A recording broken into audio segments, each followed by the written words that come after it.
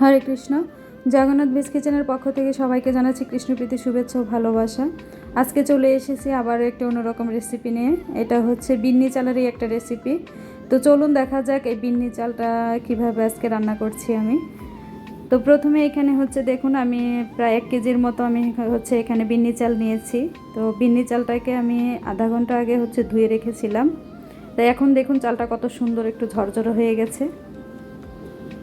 তো এবারে হচ্ছে আমি দেখিয়ে দিচ্ছি এই বিন্নি চালে আমি কী অ্যাড করব। তো সময় স্বল্পতার জন্য এখানে আমি হচ্ছে আগে থেকে 400 গ্রাম পনির, তারপর হচ্ছে 1 বাটি পরিমাণ ছোটো দানার সয়াবিন এবং হচ্ছে বড় সাইজের 2টো আলু হচ্ছে আমি ভালো করে ভেজে নিয়েছি। পনিরটা এখানে একটু সামান্য একটু লবণ হলুদ দিয়ে ভেজে নিয়েছি।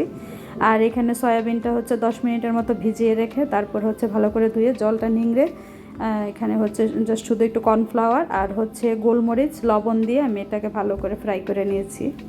আর আলুটাকেও একটু লবণ দিয়ে ফ্রাই করে নিয়েছিলাম।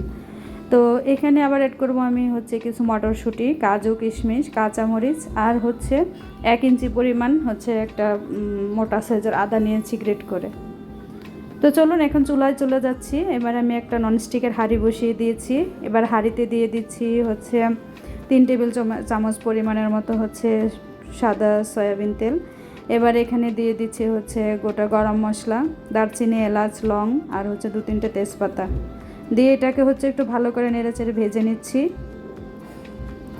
এবারে হচ্ছে এটা ভাজা হয়ে গেলে এবার এখানে আমি দিয়ে দিব আগে থেকে আমার যে ধুয়ে রাখা চালটা ছিল, তো চালটাকেও আমি ভালো করে হচ্ছে একটু সময় নিয়ে ভেজে নেব, চুলার আঁচটা একটু লোতে রেখে। তো এবারে হচ্ছে এখানে আমি দিয়ে দিচ্ছি হচ্ছে মটরশুঁটি, আদা, কাজু কিশমিশ এবং কাঁচামরিচটা দিয়ে দিচ্ছি স্বাদ মতো লবণ। তারপর দিয়ে দিচ্ছি হচ্ছে সামান্য একটু চিনি। এবারে হচ্ছে দিয়ে দিব সামান্য একটু হিং আর হচ্ছে দিয়ে দিব এখানে আমার সিক্রেট একটা বিরিয়ানির মশলা।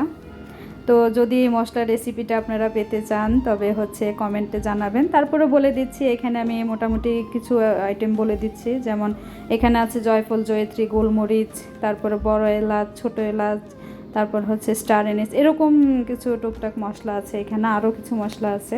তো আপনারা যদি এই রেসিপিটা যদি চান তবে আমাকে অবশ্যই কমেন্ট করবেন, কোনো একটা ভিডিওতে আমি দেখিয়ে দিব।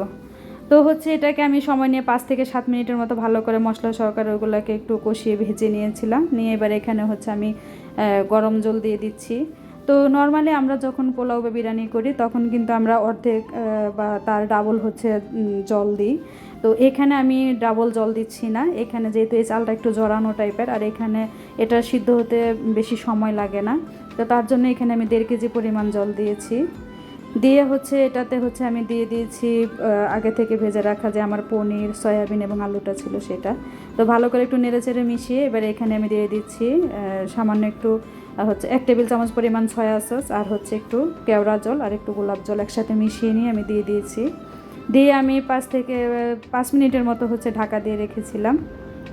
তো এই তো দেখুন 5 মিনিট পরে এটা দেখেন প্রায় 80%-এর মতোই হচ্ছে সিদ্ধ হয়ে গিয়েছে। তো আমি আবারও বলছি এটা কিন্তু ওভাবে ঝরঝরা হবে না, কারণ মেনলি এই বিন্নি চালটা কিন্তু আঠালো টাইপেরই থাকে। তো যখন এটা হচ্ছে প্রায় 80%-এর মতো হয়ে গেছে তখন এটাতে হচ্ছে আমি দিয়ে দিচ্ছি 1 টেবিল চামচ পরিমাণ ঘি।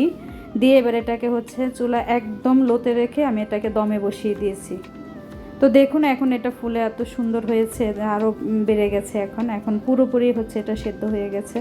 তো দেখুন আমি চামচ দিয়ে নিয়ে দেখিয়ে দিচ্ছি, এত সুন্দর একটা ঘ্রাণ বের হয়েছে। তো এই বিন্নি চালের এই রেসিপিটা রেডি। তো এটাকে হচ্ছে অনেকভাবে রান্না করে, তো আমার মনে হলো যেন আমি একটু এইভাবে করে রান্না করে দেখি। তো যদি এটা আপনাদের হাতের কাছে থাকে তবে অবশ্যই এইভাবে একবার রান্না করে দেখবেন। আর যেহেতু এখানে সয়াবিন পনিরটা পড়েছে তো এটা তো আরও বেশি হেলদি হয়ে গেছে। তো হচ্ছে খুব অসাধারণ হয়েছে এটা খেতে, সবাই খেয়ে খুবই প্রশংসা করেছিল। তো এই তো এটা রেডি। তো আপনারা অবশ্যই যদি এরকম হাতের কাছে থাকে চালটা তবে অবশ্যই এভাবে ট্রাই করে দেখবেন। আর হচ্ছে কমেন্টে আমাকে জানাবেন রেসিপিটা কেমন লাগলো। সবাই ভালো থাকবেন। হরে কৃষ্ণ।